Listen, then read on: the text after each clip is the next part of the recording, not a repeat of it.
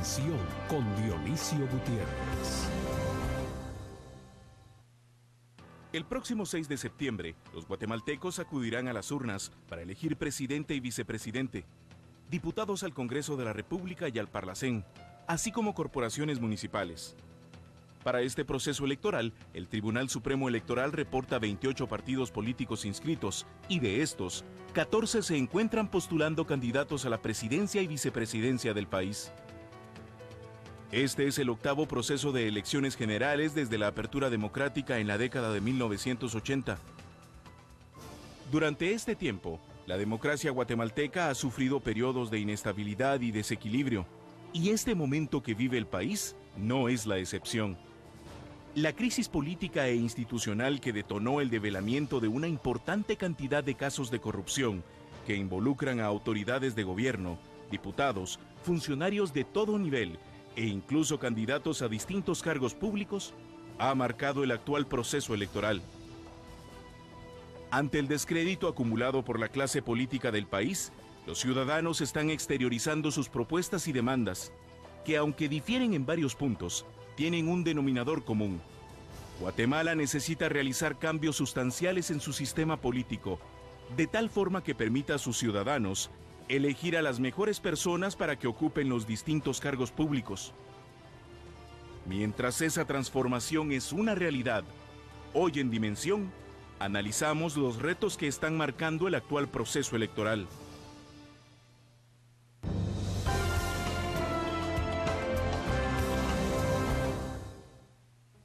Bienvenidos a Dimensión. Hoy tenemos que ofrecerles un programa que consideramos muy importante porque se trata de los retos del proceso electoral 2015.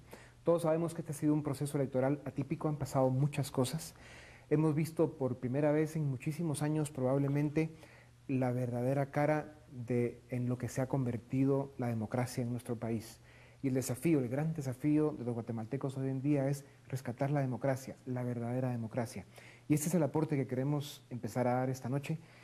Y para esto tenemos a un muy selecto grupo de invitados. Les presentamos al magíster Javier Brolo, él es investigador del área sociopolítica de ACIES, la doctora Naeli López Oliva, magistrada suplente del Tribunal Supremo Electoral, el ingeniero Salvador Viguria, presidente de la Junta Electoral del Distrito Central, el licenciado Rolando Molina, él es miembro de INSEP, que es el Instituto Centroamericano de Estudios Políticos y de Mirador Electoral, y también nos acompaña la licenciada María Eugenia Mijangos, ella es magistrada del Tribunal Supremo Electoral. Señoras y señores, bienvenidos a Dimensión. Sabemos que este proceso, como decía hace un momento, ha sido atípico. Han pasado muchas cosas que nos han hecho ver una realidad que ha estado ahí por muchos años y que nos ha preocupado a todos y sobre todo nos debe hacer ocuparnos para ver cómo resolvemos estas grandes deficiencias, decadencias que tiene nuestra democracia. Empecemos por un tema que consideramos muy importante en esta tribuna y es ese llamado al voto nulo o al no ir a votar que están haciendo muchos grupos o ciudadanos. ¿Por qué es un gravísimo error ir a votar nulo o no votar a pesar de que no gusten en general los candidatos, a pesar de la apatía y la decepción y la frustración que hay en la población del proceso electoral y de nuestra democracia, a pesar de muchas cosas? ¿Por qué es importante a pesar de eso ir a votar y en todo caso votar por el menos malo? ¿Quién se anima con esa primera? Claro, bueno, yo creo que como ciudadanos la discusión sobre el voto nulo ha sido productiva hasta este momento porque nos ha llevado a reflexionar y a convencernos por qué es importante ir a votar. La inquietud principal que se abre cuando se discute el voto nulo es cuestionar ese principio, ese supuesto que tal vez no habíamos cuestionado, diciéndonos por qué es importante ir a votar.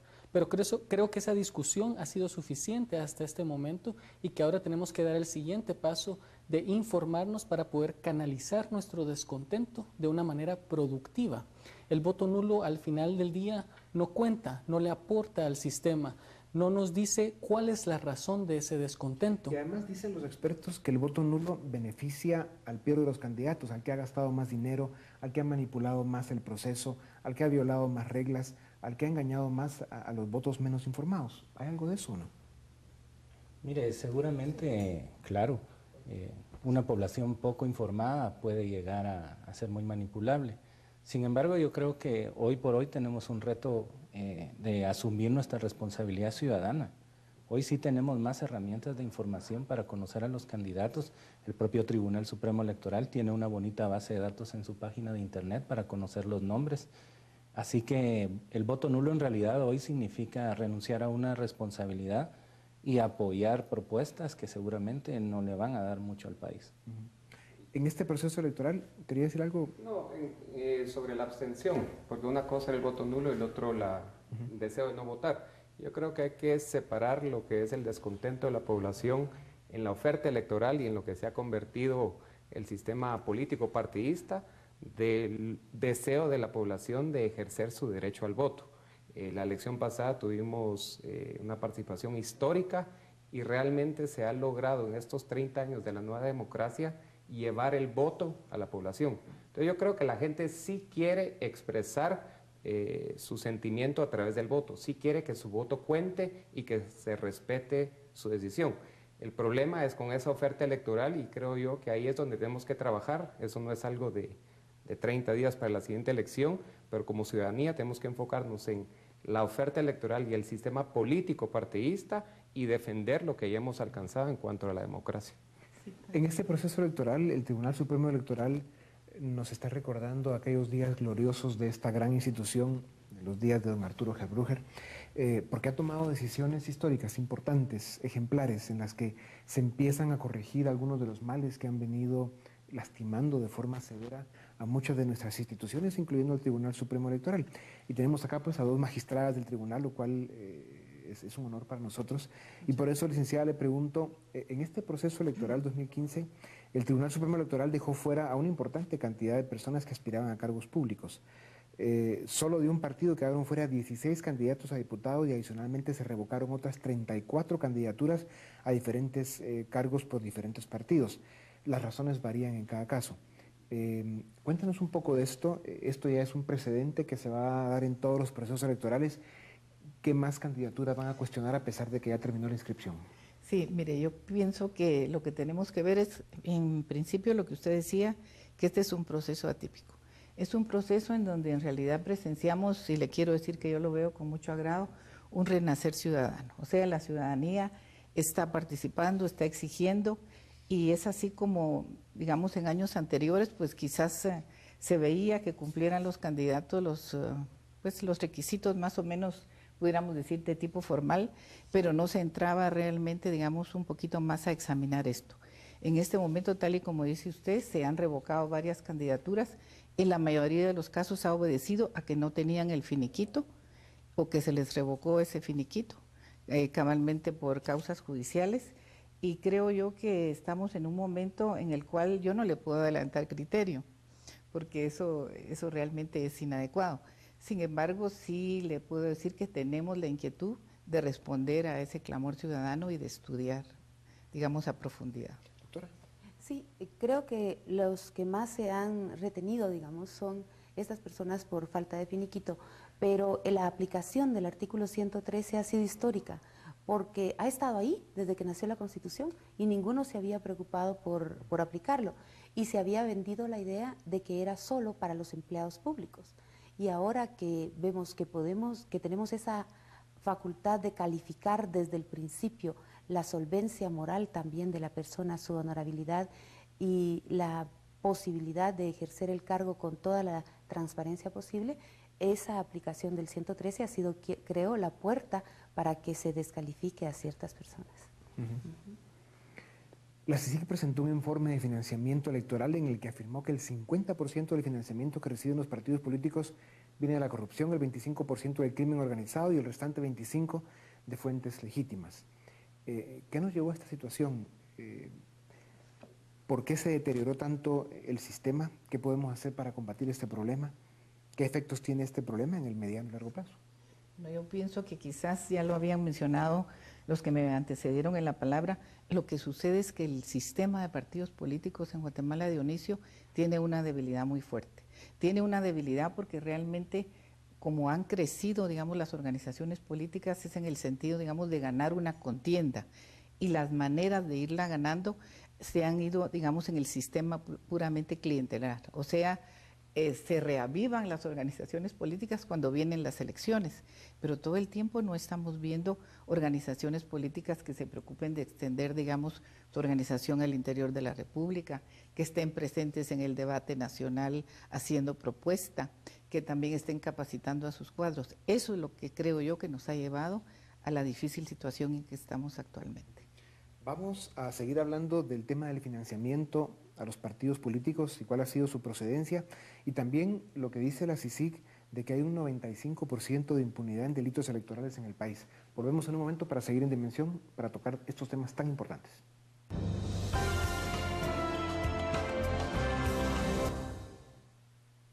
Bienvenidos, esto es Dimensión y nuestro tema de hoy es el proceso electoral 2015.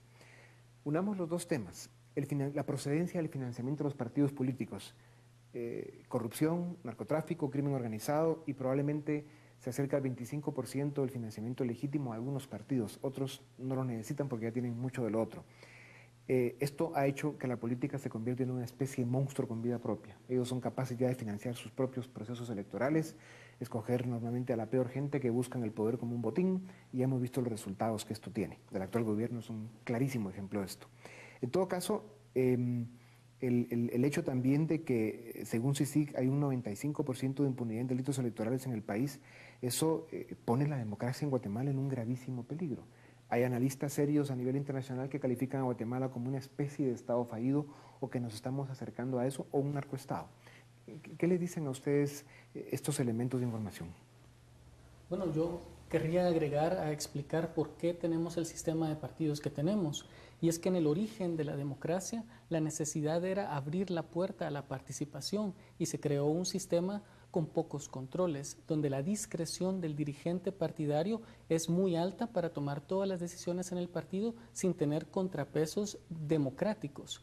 Entonces, estas organizaciones vieron una estrategia ganadora en consolidar recursos desde los puestos del Estado o vendiendo candidaturas, por ejemplo, porque se le permite al secretario general o al Comité Ejecutivo Nacional postular 85% de los cargos. Para cada uno de estos cargos puedo consolidar monopólicamente poder político o poder económico para financiar las campañas nacionales.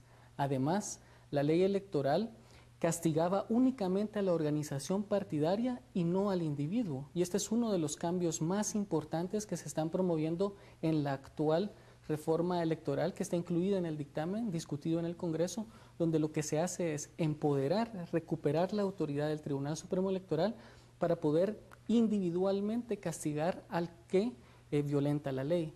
Es muy difícil castigar a toda la organización política, además de que no se contaban con los mecanismos para poder hacer esa fiscalización individual. Mucho del dinero que entra a las campañas de candidatos no pasa por las cuentas del partido y son invisibles al tribunal. Esa ceguera le ha impedido poder fiscalizarlos adecuadamente, y es algo que se necesita corregir urgentemente en la ley.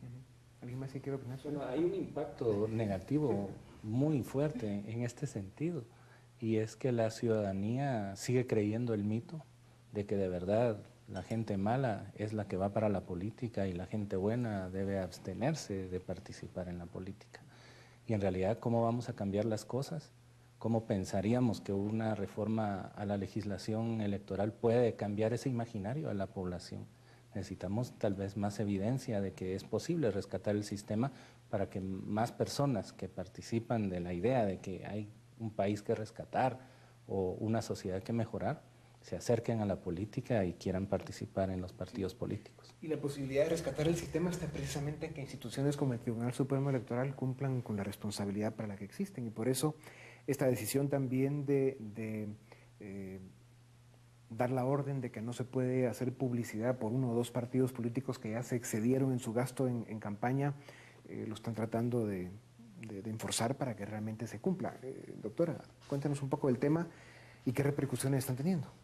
Bueno, al principio hubo mucha incertidumbre sobre si se trataba de toda la campaña política de estos partidos o si solamente era la pauta, o sea, todo lo que era en radio y televisión. Luego se les aclaró y se les dijo que no, que era toda posibilidad de colocar su nombre o posicionarse en el ambiente.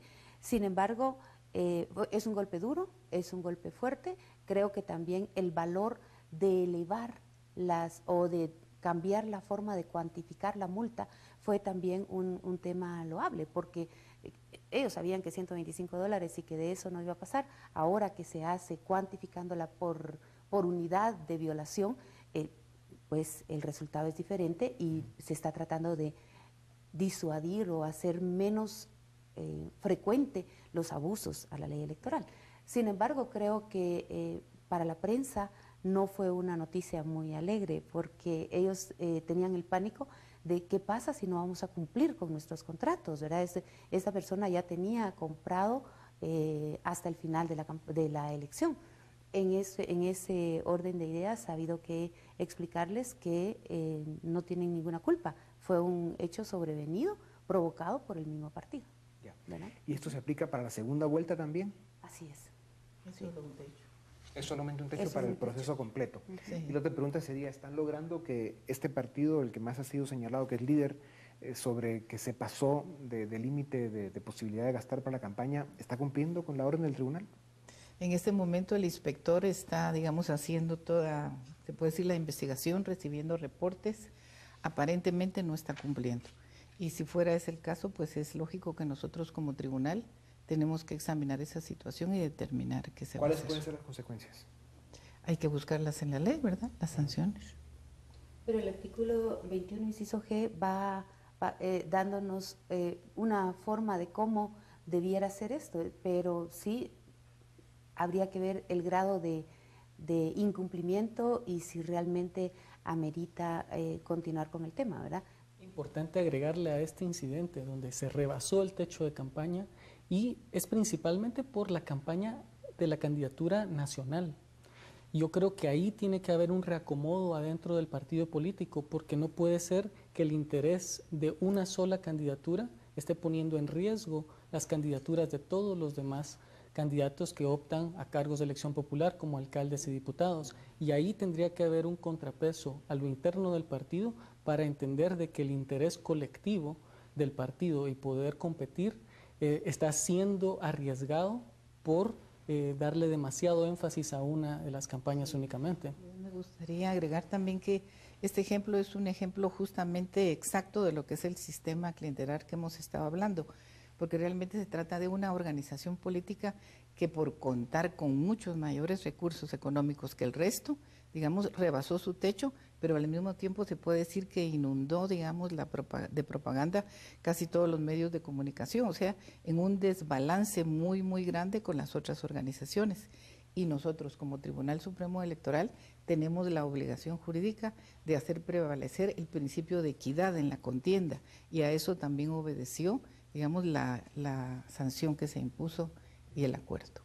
Hablando de ese tipo de movidas, porque eso es lo que hacen estos personajes, también es el tema de lo que es el acarreo, el voto comprado, el voto condicionado y todos estos mecanismos clientelares que sabemos que se han desarrollado lamentablemente en nuestro país y en nuestra democracia, que también comprometen de muchas formas el resultado electoral y la democracia.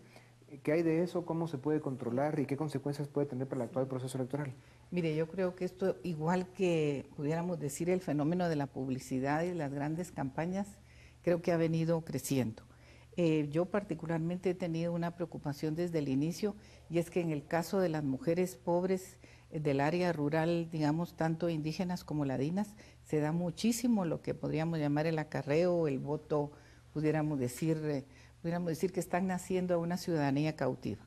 Hemos tenido denuncias de nuestros delegados en el sentido de que llega, digamos, un personaje X de un partido político y detrás de él va una fila de unas 10 señoras. Entonces primero las llevan a empadronarse, después ya a afiliarse, y naturalmente después vendrá el día de la votación, donde ya ellas, digamos, pueden tener un incentivo de algún regalo, de algo que les van a dar, de un pago, pero también muchas veces desafortunadamente tienen también una amenaza.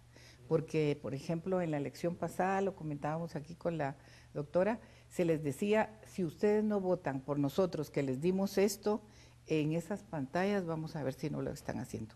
Y de esa cuenta es que el Tribunal Supremo Electoral está desarrollando una campaña cabalmente ahora a través de los medios de comunicación que se denomina por el voto libre y consciente de las mujeres.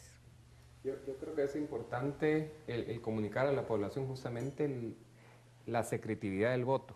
Contra el acarreo y eso, creo que la Inspección General del Tribunal tiene que hacer un trabajo para darle seguimiento, pero hay que comunicar a la población que su voto es secreto. No hay cámaras, no hay teléfonos, no hay nadie que vaya a estar realmente cuidando y velando porque votó por algún partido u otro. Su voto va a ser contado únicamente por los miembros de las juntas receptoras de votos. Entonces no hay forma que esas amenazas realmente puedan llegar al fin que están tratando de amedrentar a la población. Entonces es importantísimo que las juntas electorales, el tribunal y que todos comuniquemos la importancia de la secretividad del voto. Bueno, los observadores voluntarios del mirador electoral empiezan ya a detectar algunos síntomas de movimientos partidarios, ¿verdad? En este sentido. Uno que nos llamó poderosamente la atención la semana pasada es que el precio de una fotografía del voto emitido a favor de X o Y partido ya tiene un precio de 200 quetzales y se está transmitiendo mucho en el interior de que efectivamente hoy casi que tan importante como es un DPI para votar es tener un teléfono con cámara para poder tomarle la foto al voto. Y afuera o en algún lugar estará alguien recopilando las fotos y haciendo el pago. ¿Hay candidatos haciendo esto? En realidad todavía no se tiene una denuncia clara, ¿verdad?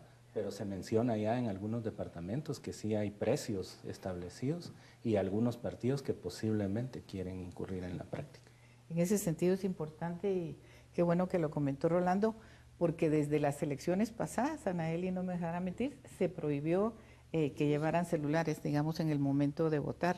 Yo creo que este año ya estamos haciendo incluso los afiches en ese sentido y los vamos a colocar en todos los centros de votación, pero yo creo que también es importante, igual que usted decía, la secretividad, también hacer ver esto de que no se entren celulares con cámara.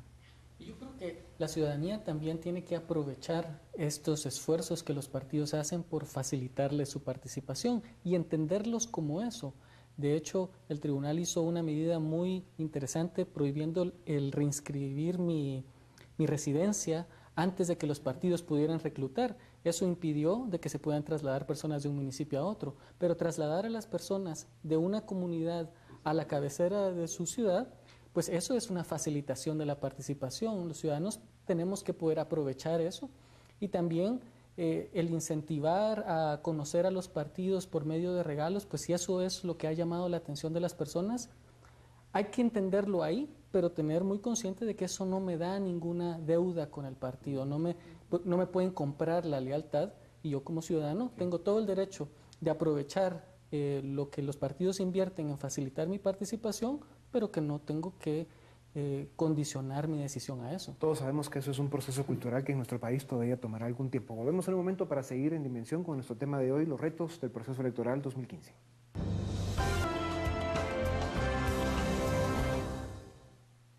Bienvenidos, estamos en Dimensión. Nuestro tema de hoy es los retos del proceso electoral 2015. Rápidamente se acerca el día de la elección, el 6 de septiembre. ¿Cuáles son los grandes desafíos que tiene el Tribunal Supremo Electoral, todo el esfuerzo que hacen los, entiendo, más de 80,000 voluntarios que esperamos y sabemos que se van a hacer presentes para apoyar el que las elecciones se puedan hacer en una forma ordenada, tranquila y que los resultados que la población espera salgan a tiempo y sobre todo tomando en cuenta, y lo digo de una vez, de que el actual gobierno con toda premeditación limitó de manera irresponsable los recursos que hacían falta en el Tribunal Supremo Electoral para que pudieran realmente cumplir con la responsabilidad tan grande que tienen, que es preservar la vida de la democracia en la forma de vida. Otra de las aberraciones que hemos visto en estos tiempos, pero en todo caso, con las limitaciones que se sabe que tienen, ¿cuáles son los grandes problemas que van a encontrar el 6 de septiembre? Bueno, el primer gran reto es justamente esa integración de las juntas receptoras de votos, los casi 80,000 voluntarios y tal vez la noticia positiva es que hemos visto que la ciudadanía aún quiere participar del proceso electoral, aún quieren ser las personas que velan porque cada voto cuente y porque realmente el proceso sea limpio. Nosotros en el Distrito Central el día de ayer sábado juramentamos a casi 9,000 personas que integrarán las juntas receptoras de votos. Entonces yo creo que ese es el primer gran desafío porque realmente son ellos quienes velan porque el proceso electoral en cada mesa de votación sea completamente transparente. De los 80.000, ¿cuántos llevan ya reclutados? Bueno, en el caso del departamento de Guatemala, que es donde tengo mayor conocimiento, ya son más de 21.000, y estoy seguro que el resto de las juntas electorales departamentales y municipales ya han ido avanzando. El 21 de agosto es la fecha límite para juramentar las juntas receptoras, así que estoy seguro que cada junta municipal ha ido integrando sus juntas. Posterior a eso ya vienen los temas de logística, el llevar los votos con los enseres electorales. Aquí lo que es fundamental es que las papeletas y demás estén a tiempo para poder llevar a todos los departamentos, especialmente a los que están más lejos. Y el día de la votación, lo que es fundamental es contar con la coordinación y apoyo de las fuerzas de seguridad pública, tanto las juntas como el tribunal. Nos abocamos y tenemos un plan de coordinación con las distintas fuerzas de seguridad, pero es fundamental que ese día pues cumplan con lo que la ley permite, que es que el tribunal está a cargo de estas fuerzas de seguridad. Y por último será el proceso de escrutinio y transmisión de resultados, que es fundamental. Aquí hablábamos antes que la población ya está acostumbrada a recibir resultados rápido. Una vez más será fundamental que transmitamos y publiquemos los resultados al nomás recibirlos.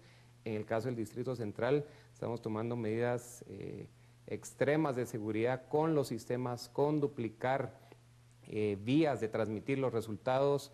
Hay 3 copias del acta, cada una llega por un medio distinto, serán escaneadas.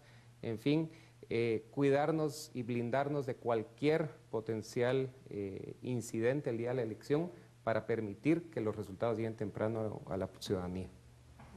Bueno, yo creo que uno de los grandes retos de verdad es que la población recobre la certeza de que esto debe ser una fiesta electoral, una fiesta cívica, ¿verdad? El proceso está tan apagado, está tan ensombrecido, que uno de los mayores retos es evitar a toda costa que la gente no llegue a votar. En realidad hoy estamos ante un reto mayúsculo.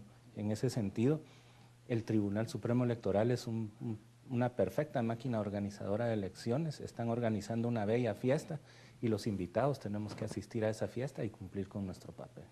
Sí, tal vez en ese mismo sentido, yo creo que escuchando al ingeniero Vigurias nos podemos dar cuenta de algo que siempre dice el magistrado Solórzano, que es el decano realmente del tribunal con tantos años de trabajar allá. Y él dice, el tribunal no es quien hace las elecciones. Las elecciones realmente las hacen los ciudadanos que integran los órganos electorales temporales, tal como el ingeniero, pues, y todas las personas que están en las juntas receptoras de votos. Yo veo realmente que hay muchos retos, porque estamos en un evento, como decía usted hace un momento, completamente atípico. Un tema que a mí particularmente me preocupa es el tema de la violencia electoral. Tal y como hablaba Rolando, que él está participando en Mirador Electoral, yo hace aproximadamente 3 días leí el informe de Mirador Electoral y desafortunadamente no veo que vayamos avanzando en el sentido democrático también y digamos de que no hayan incidentes. Ya han habido asesinatos, también digamos veo con mucha preocupación que a pesar de que el tribunal llamó a los partidos políticos y firmaron un acuerdo por un proceso político transparente y pacífico, el estilo de hacer campaña sigue siendo el estilo, digamos, de estar descalificando a los oponentes y muchas veces, digamos, ya no solamente descalificándolos, sino también entra la campaña negra. Entonces yo aprovecharía en este momento realmente para hacer un llamado a las organizaciones políticas en el sentido que también den su contribución a ese, digamos, crecimiento democrático que tanto necesita nuestro país y que vayamos, digamos, haciendo propuesta y no descalificándonos y atacando. Sobre el tema de la violencia, que es tan delicado, en julio de 2015 precisamente el Tribunal Supremo Electoral informó que habían 74 municipios con riesgo de violencia electoral, especialmente en las regiones del nororiente, costa sur, suroriente y norte del país. ¿Qué pueden esperar ustedes el 6 de septiembre si hay 1 o 2 partidos que están terriblemente inconformes porque ya no pudieron hacer lo que se les da la gana, básicamente, y violar la ley, las reglas y, en fin, mantener ese estilo cavernícola que se ha visto en la política desde hace muchos años? De hecho, se ha duplicado la seguridad y se tiene bien detectados todos estos centros de conflicto que posiblemente la vez pasada no lo fueron, pero hoy hay 3 temas que son bien importantes: la minería, la reelección, que es un problema que afecta muchísimo, Y el otro tema que creemos que es un poco más dañino es que siempre la autoridad local, antes era peor por el acarreo, la autoridad local debiera ser electa por los propios, ¿verdad? Y resulta que la autoridad local es electa por los que llegaron, por los que no son de ahí. Entonces eso ocasiona demasiada conflictividad la noche de la elección y al día siguiente. Y obviamente el día de la toma de posesión.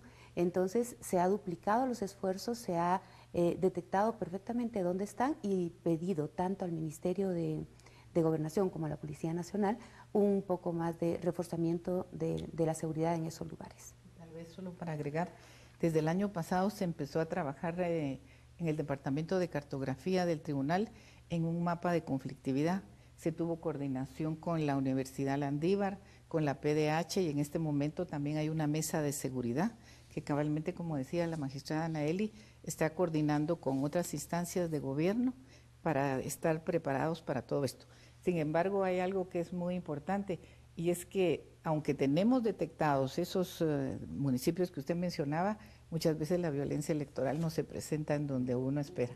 Entonces tenemos un sistema de alarma, digamos, que está amarillo, anaranjado y rojo, pero nos puede fallar. Sin embargo, pues estamos haciendo todos los esfuerzos necesarios. Yo también creo que en este tema de la violencia electoral hay que hacer un llamado fuerte a los liderazgos sociales. De hecho, hay que aprovechar de que el vínculo entre ciudadanos y partidos es muy débil. Entonces, la inmadurez con la que liderazgos políticos pudieran comportarse frente a aparentes inconformidades con los resultados electorales tiene que ser contrarrestada por los liderazgos sociales responsables que puedan informar a la ciudadanía sobre cuáles son los procedimientos adecuados para devolverle esa certeza al procedimiento y a los resultados y para tratar de evocar colaboración de los ciudadanos, que en Guatemala se da muchísimo. Yo he participado en muchos eventos de foros en el interior del país y es impresionante ver lo cooperativa que son las personas, guardando silencio cuando las otras personas hablan,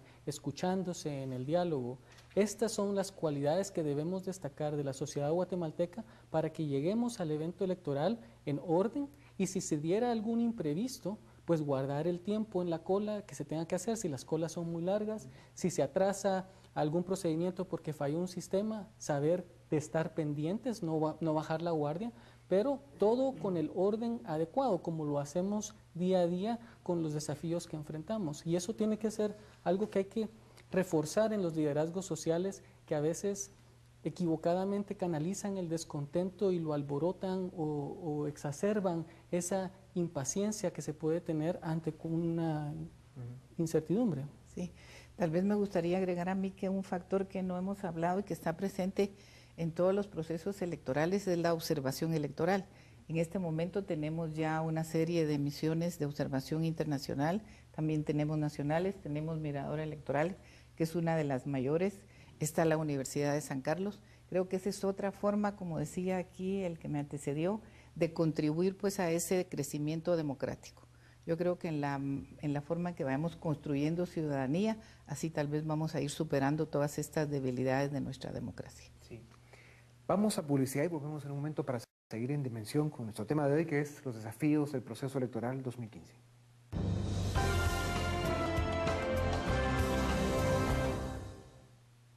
Bienvenidos, Dimensión, proceso electoral 2015. Hablemos de datos prácticos.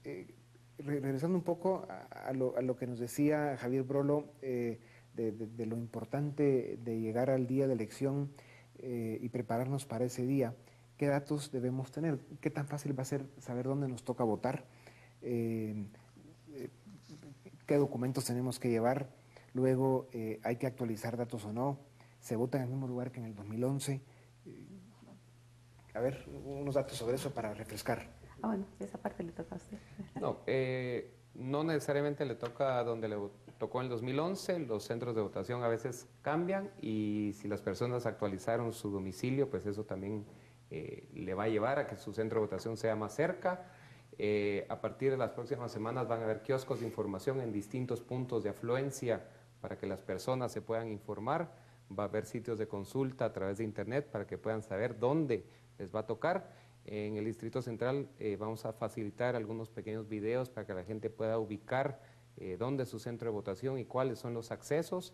Y lo más importante es que se informe previamente, porque los guatemaltecos muchos esperamos al día de la elección, salimos y vamos al centro de votación más cercano a preguntar dónde nos toca votar. Aprovechen las próximas semanas, infórmense. En este caso el DPI es el documento único de identificación y es el que será válido para poder ejercer su voto si está debidamente empadronado. Lo más importante es infórmense con tiempo. Sí, hay una duda que existe mucho entre la población porque nos hemos dado cuenta en el tribunal, y es que las personas a veces olvidan o muchas veces su número de empadronamiento y creen que lo deben de llevar, digamos, sabido, o que tienen que llevarlo apuntado o lo que sea, y no es así. Como decía el ingeniero Viguria, lo que se necesita únicamente es el DPI, y también pueden acceder en la página del tribunal, en el portal, y ahí pueden también ver su número. Por el número de DPI pueden ver, digamos, su número de empadronamiento. Que no hace falta llevarlo. No, no hace falta, porque en el momento incluso que usted llega a la mesa y da su DPI, entonces las personas que están en las juntas receptoras tienen el padrón y ahí entonces a la par está el número. Y según el número de nuestro DPI vamos a poder identificar en qué centro de votación nos toca y en qué mesa. O sea, los correlativos están todavía organizados por número padrón. Sin embargo, en cada centro de votación hay kioscos de información.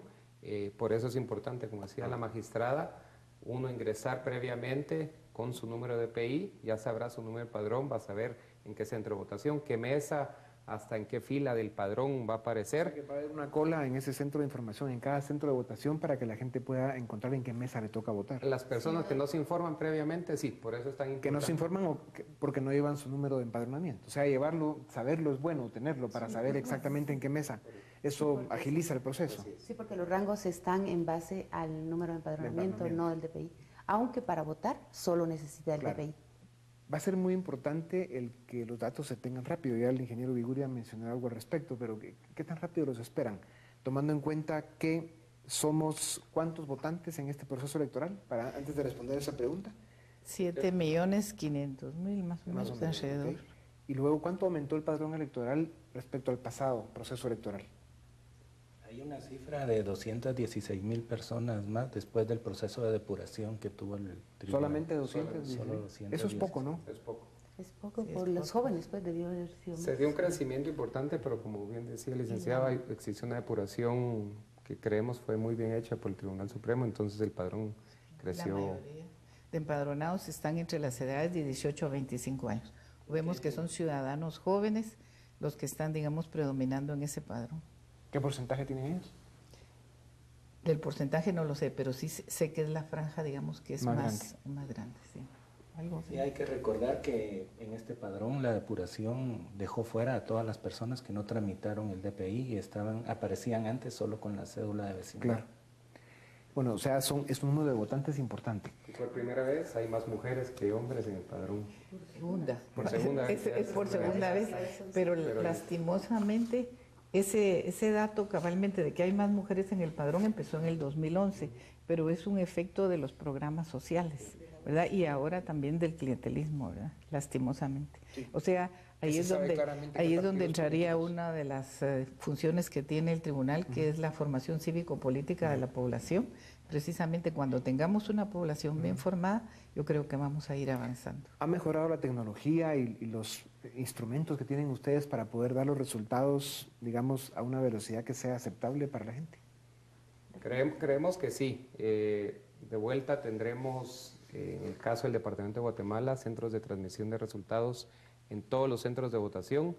El tribunal a lo propio tendrá centros de transmisión en todos los departamentos y en un número de municipios muy altos. La hora específica que empiecen a entrar los datos depende mucho del escrutinio. Por experiencia en elecciones pasadas, 4 o 5 horas después del cierre de la primera vuelta ya se empiezan a recibir resultados, y la noche antes de irnos todos a dormir debiéramos tener un número importante. En caso de haber una segunda vuelta hemos visto que en 2 o 3 horas ya se tienen resultados. Sí se adquirieron, tal vez únicamente para complementar, que sí se adquirieron, digamos, nuevos servidores de acuerdo a las especificaciones que se nos dieron, digamos, de informática, ya están en uso, ya están, digamos, todo esto preparándose. Sí, por experiencias previas como presidente de mesa de Junta Receptora de Votos, toma mucho tiempo contar los votos, son 5 papeletas, todas las personas se tienen que poner de acuerdo en a quién se le asignó el voto, se tienen que redactar las actas y luego se tienen que escanear esas actas y enviarlas, se saturan los sistemas a veces porque las líneas de información, aunque la tecnología ha avanzado, pueden haber cortes en el teléfono o en la luz y este tipo de cosas. Hay que tomar en cuenta que los resultados que se nos dan el día o la noche de las elecciones son solo avances. Al final, el tribunal tiene que verificar todos los datos para poder emitir un resultado oficial. Entonces, nos dan los avances. Y además, entiendo que estarán los conteos rápidos, que ese es un buen indicador para que sepamos que esa es la dirección del voto ciudadano, aunque las cifras exactas, algunos alcaldes, algunos diputados, pues no estén resueltos la noche de las elecciones. Las reformas a la ley electoral de partidos políticos, pues ya vimos cómo está trabada una vez más. Hace muchos años que hace falta los cambios. Sabemos que aunque se hubiera aprobado la ley, que al final la sociedad civil y las instancias que trabajaron los proyectos, aunque esto hubiera sido aprobado por el actual Congreso, no hubieran entrado en vigencia sino hasta el próximo proceso electoral dentro de 4 años. Sin embargo, los cambios a la ley son importantes. ¿Por qué el Tribunal Supremo Electoral no ha sido más proactivo en promover estos hace algunos años? ¿Cómo se sienten ahora que no se han aprobado y qué esperan si el actual Congreso pues sigue haciendo lo que está haciendo y tiene que pasar esto al siguiente Congreso? Mire, el anterior magistratura sí trabajó, Anaeli fue ahí, tomó parte de esto, sí se trabajó una reforma y se envió al Congreso. Lo que sucedió, digamos, es que llegó hasta tercera lectura, fue a la Corte de Constitucionalidad, tuvo dictamen favorable, pero después, digamos, quedó pues ahí, se puede decir, dormida. En este momento, nosotros vemos con agrado que algunas bancadas sí se han apropiado del proyecto, igual que numerosas organizaciones de la sociedad civil. Creemos que es un proyecto que probablemente no está abordando de una forma integral toda la normativa, porque estamos hablando de una ley que tiene como 14 años de que no se reforma, pero sin embargo sí tenía, digamos, ciertos aspectos que son torales, por ejemplo, el financiamiento, algo que mencionaba hace un momento Javier, la parte de democratización interna de los partidos, tenía también una parte para la participación de pueblos indígenas y de mujeres, tenía, digamos, parte de fortalecimiento del propio tribunal.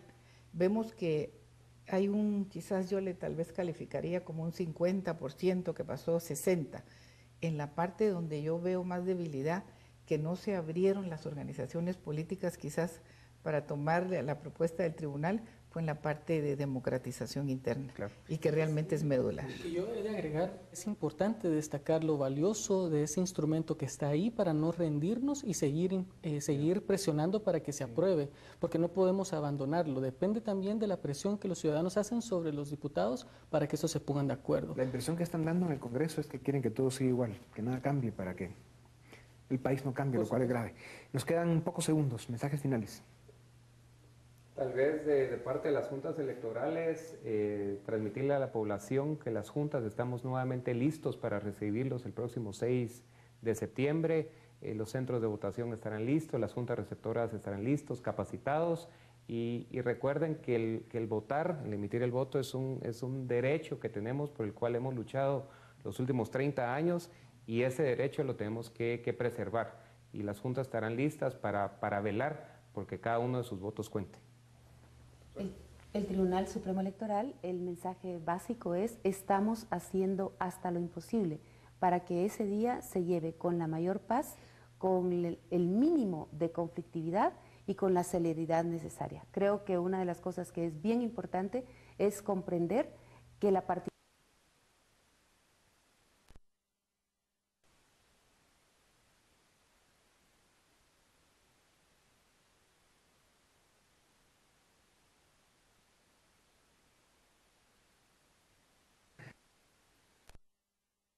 Una vez más, agradecidos nosotros porque nos hayan acompañado. Los dejamos ahora con Dimensión Acción.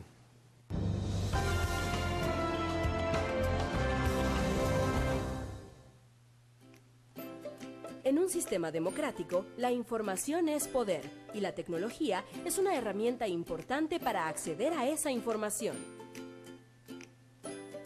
En nuestro país necesitamos un voto informado. Es así como nace la aplicación Por Quién Voto. Ante la necesidad que existe de optimizar nuestros procesos democráticos, hemos encontrado una gran brecha entre la información que el ciudadano necesita para votar conscientemente y la información que los partidos políticos están dispuestos a difundir. Entre esa información, la capacidad que tengan de posicionarse, de sintetizar y difundir esa información. Es por eso que creamos la plataforma Por Quién Voto, para brindarle a la ciudadanía una herramienta que nos permita reflexionar sobre nuestra postura ante temas que nos interesan a todos y descubrir qué partido comparte esta postura. Para descubrir qué partido comparte tu postura, tienes que ingresar a la página www.porquienvoto.gt. Allí encontrarás 20 proposiciones y tienes que decidir qué tan de acuerdo o qué tan desacuerdo estás con cada una de ellas. Al finalizar, el sistema te organizará todos los partidos según tu afinidad con ellos. Además, podrás comparar tus respuestas con las de cada uno de los partidos. Entonces, para asesorarte en estas elecciones, entra a www.porquienvoto.gt. Dimensión les invita a utilizar la aplicación Por Quién Voto y así participar de manera informada en las elecciones generales del 6 de septiembre.